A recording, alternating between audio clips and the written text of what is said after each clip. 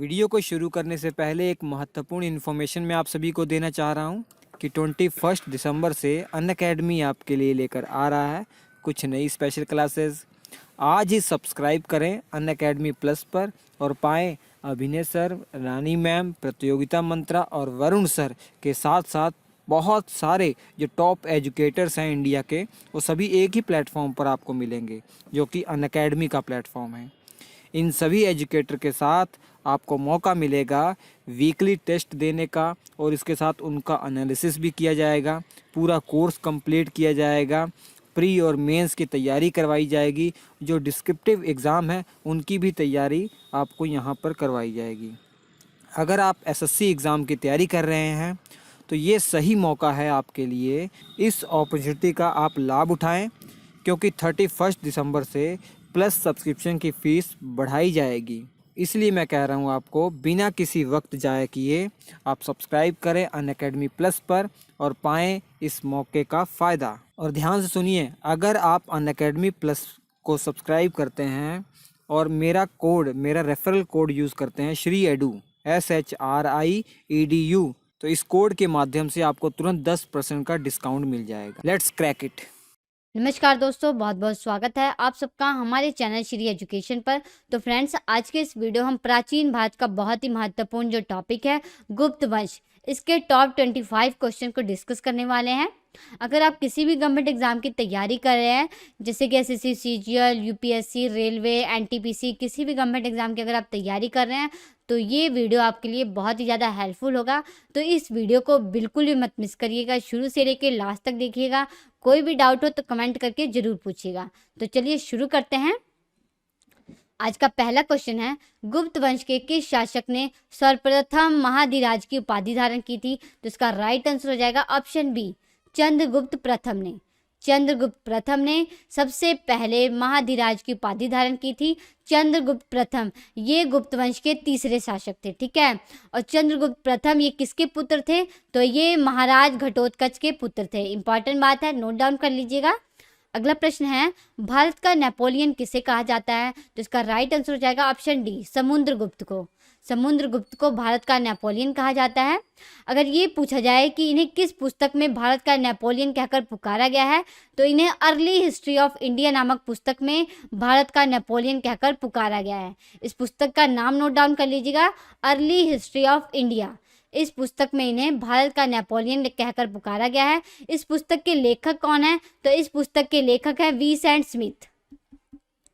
Vincent Smith ने अपनी पुस्तक अर्ली हिस्ट्री ऑफ इंडिया में समुद्रगुप्त को भारत का नेपोलियन कहकर पुकारा है। इंपॉर्टेंट बात है, नोट डाउन कर लीजिएगा। अगला प्रश्न है, निम्नलिखित में से किस गुप्त राजा का एक अन्य नाम देवगुप्त था? तो इसका राइट आंसर हो जाएगा ऑप्शन ए, चंद्रगुप्त द्वितीय।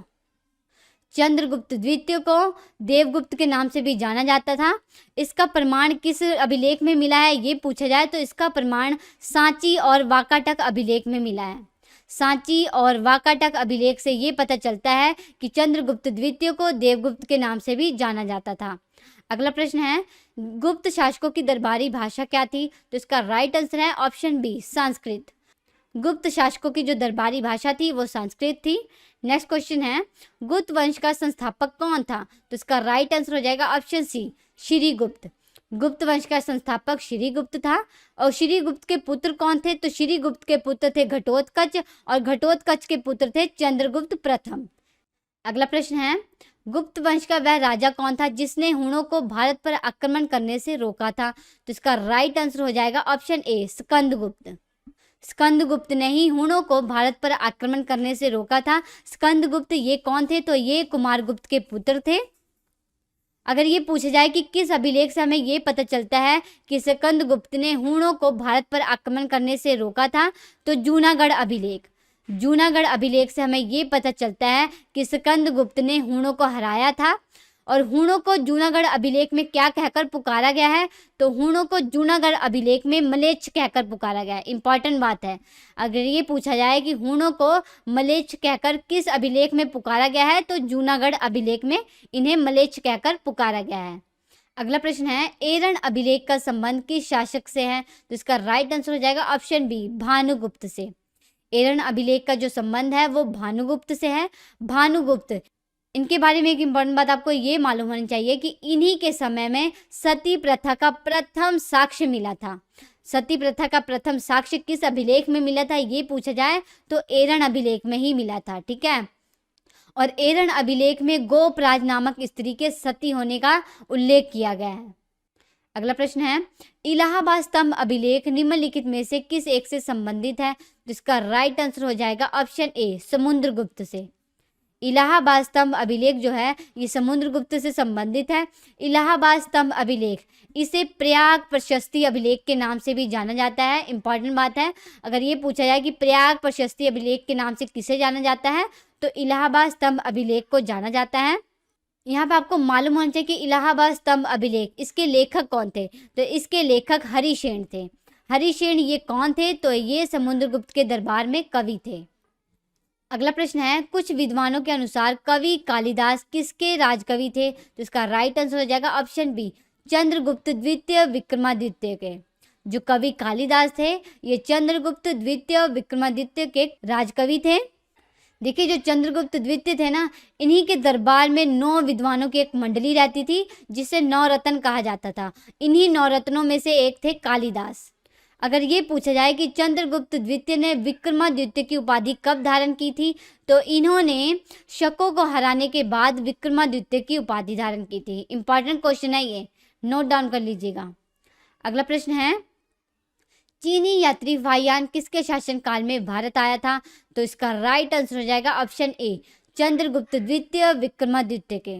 जो चीनी यात्री वायुयान था ये चंद्रगुप्त द्वितीय विक्रमादित्य के शासनकाल में भारत आया था। नेक्स्ट क्वेश्चन है, सेतु बंध का रचनाकार परवरसेन द्वितीय किस वंश का शासक था? तो इसका राइट आंसर हो जाएगा ऑप्शन बी, वाकाटक वंश का। जो परवरसेन द्वितीय था ये वाकाटक वंश का शासक था। और इसकी रचना कौन सी थी? तो इसकी रचना सेतु बंध थी। अगर ये पूछा जाए सेतु बंध की रचना किसने की है तो परवरसेन द्वितीय ने की है। इंपॉर्टेंट बात है, यहाँ पे वाकाटक वंश का नाम आया तो आपको एक इंपॉर्टेंट बात ये मालूम होनी चाहिए कि वाकाटक वंश के जो शासक थे रुद्रसेन द्वितीय, इनका नाम आपको मालूम होना चाहिए, रुद्रसेन द्वितीय। इनका जो विवाह था वो प्रभावती गुप्त के साथ हुआ था। किसके साथ हुआ था? तो प्रभावती गुप्त के साथ हुआ था। प्रभावती गुप्त ये कौन थी? तो ये चंद्रगुप्त द्वितीय विक्रमादित्य की पुत्री थी। इंपॉर्टेंट बात है, नोट डाउन कर लीजिएगा। चंद्रगुप्त द्वितीय विक्रमादित्य की जो पुत्री थी प्रभावती गुप्त, इनका विवाह वाकाटक वंश के शासक रुद्रसेन द्वितीय के साथ हुआ था। अगला प्रश्न है, किस गुप्तकालीन शासक को कविराज की उपाधि दी गई थी? तो इसका राइट आंसर है ऑप्शन सी, समुद्रगुप्त को। समुद्रगुप्त को कविराज की उपाधि दी गई थी। देखिए जो समुद्रगुप्त थे ना, ये एक महान शासक के साथ साथ एक बहुत ही बड़े कवि भी थे, संगीतज्ञ भी थे और विद्वान भी थे। नेक्स्ट क्वेश्चन है, किस स्तंभ लेख से पता चलता है कि स्कंदगुप्त के समय में ही हूणों का आक्रमण हुआ था? तो इसका राइट आंसर हो जाएगा ऑप्शन बी, भीतरी स्तंभ लेख से। भीतरी स्तंभ लेख से ये पता चलता है कि स्कंदगुप्त के समय में ही हूणों का आक्रमण हुआ था। भीतरी स्तंभ लेख ये कहाँ पे है? तो ये उत्तर प्रदेश के गाजीपुर जिले में भीतरी नामक स्थान पर है। कहाँ पे है ये? तो उत्तर प्रदेश के गाजीपुर जिले में भीतरी नामक स्थान पर है ये। अगला प्रश्न है, श्रीलंका के राजा मेघवर्मन ने किस स्थान पर बौद्ध मठ बनाने की अनुमति समुद्रगुप्त से मांगी थी? तो इसका राइट आंसर हो जाएगा ऑप्शन ए, बोध गया में। तो श्रीलंका के जो राजा थे मेघवर्मन, इन्होंने बोध गया में बौद्ध मठ बनवाने की अनुमति समुद्रगुप्त से मांगी थी। अगला प्रश्न है, गुप्त काल के सर्वाधिक लोकप्रिय देवता कौन थे? तो इसका राइट आंसर हो जाएगा ऑप्शन बी, विष्णु। गुप्त काल में लोगों के जो सबसे प्रिय देवता थे वो विष्णु थे। अगला प्रश्न है, धन्वंतरी कौन थे? तो इसका राइट आंसर हो जाएगा ऑप्शन सी, जो धन्वंतरी थे ये चंद्रगुप्त द्वितीय के विक्रमादित्य के दरबार में जो 9 रत्न थे ना, उन्हीं में से एक थे, जो कि बहुत ही फेमस चिकित्सक थे। अगला प्रश्न है, अमरकोश के लेखक कौन थे? तो इसका राइट आंसर हो जाएगा ऑप्शन डी, अमर सिंह। अमरकोश के लेखक अमर सिंह थे। अमर सिंह ये कौन थे? तो ये चंद्रगुप्त द्वितीय विक्रमादित्य के दरबार में जो 9 रत्न थे ना, उन्हीं में से एक थे। अगला प्रश्न है, लिच्छवी दोहित्र किस गुप्त शासक को कहा गया है? तो इसका राइट आंसर हो जाएगा ऑप्शन डी, चंद्रगुप्त प्रथम को। चंद्रगुप्त प्रथम को लिच्छवी दोहित्र कहा गया है। अगर ये पूछ जाए कि किस अभिलेख में इसे लिच्छवी दोहित्र कहा गया है तो चंद्रगुप्त प्रथम को प्रयाग अभिलेख में लिच्छवी दोहित्र कहा गया है। अगला प्रश्न है, गुप्त शासन के दौरान निम्नलिखित में से ऐसा व्यक्ति कौन था जो एक महान खगोल शास्त्री और गणितज्ञ था? तो इसका राइट आंसर हो जाएगा ऑप्शन सी, आर्यभट्ट। आर्यभट्ट एक बहुत ही महान खगोल शास्त्री भी थे और गणितज्ञ भी थे। अगला प्रश्न है, गुप्त वंश का वह पहला शासक कौन था जिसने चांदी के सिक्के चलाए थे? तो इसका राइट आंसर हो जाएगा ऑप्शन बी, चंद्रगुप्त प्रथम। चंद्रगुप्त प्रथम ये गुप्त वंश का पहला शासक था जिसने चांदी के सिक्के चलवाए थे। अगर ये पूछा जाए कि गुप्त वंश का वह पहला शासक कौन था जिसने तांबे के सिक्के चलवाए थे, तो वो थे रामगुप्त। रामगुप्त गुप्त वंश के पहले शासक थे जिन्होंने तांबे के सिक्के चलवाए थे। इंपॉर्टेंट बात है, नोट डाउन कर लीजिएगा। अगला प्रश्न है, किस गुप्त शासक को नालंदा विश्वविद्यालय का संस्थापक माना जाता है? तो इसका राइट आंसर हो जाएगा ऑप्शन ए, कुमारगुप्त प्रथम को। कुमारगुप्त प्रथम को नालंदा विश्वविद्यालय का संस्थापक माना जाता है। अगला क्वेश्चन है, चंद्रगुप्त द्वितीय के काल में विद्या, कला तथा साहित्य का महान केंद्र कौन सा था? तो इसका राइट आंसर हो जाएगा ऑप्शन डी, उज्जैन। चंद्रगुप्त द्वितीय के काल में विद्या, कला और साहित्य का महान केंद्र उज्जैन था। अगला प्रश्न है, किस गुप्त शासक ने दक्षिणापथ में स्थित 12 राज्यों पर धर्म विजय की थी? तो इसका राइट आंसर हो जाएगा ऑप्शन सी, समुद्रगुप्त ने। समुद्रगुप्त ने दक्षिणापथ में स्थित 12 राज्यों पर धर्म विजय प्राप्त की थी। अगला प्रश्न है, निम्नलिखित में से कौन सा नाटक कालिदास ने नहीं लिखा था? तो इसका राइट आंसर हो जाएगा ऑप्शन बी, जानकी हरण। जानकी हरण जो नाटक है इसे कालिदास ने नहीं लिखा है। इसे किसने लिखा है? तो इसे कुमारदास ने लिखा है। जानकी हरण के लेखक कुमारदास हैं। अगला क्वेश्चन है, यूरोपीय भाषा में अनुवादित प्रथम भारतीय ग्रंथ कौन सा था? तो इसका राइट आंसर है ऑप्शन सी, अभिज्ञान शकुंतलम।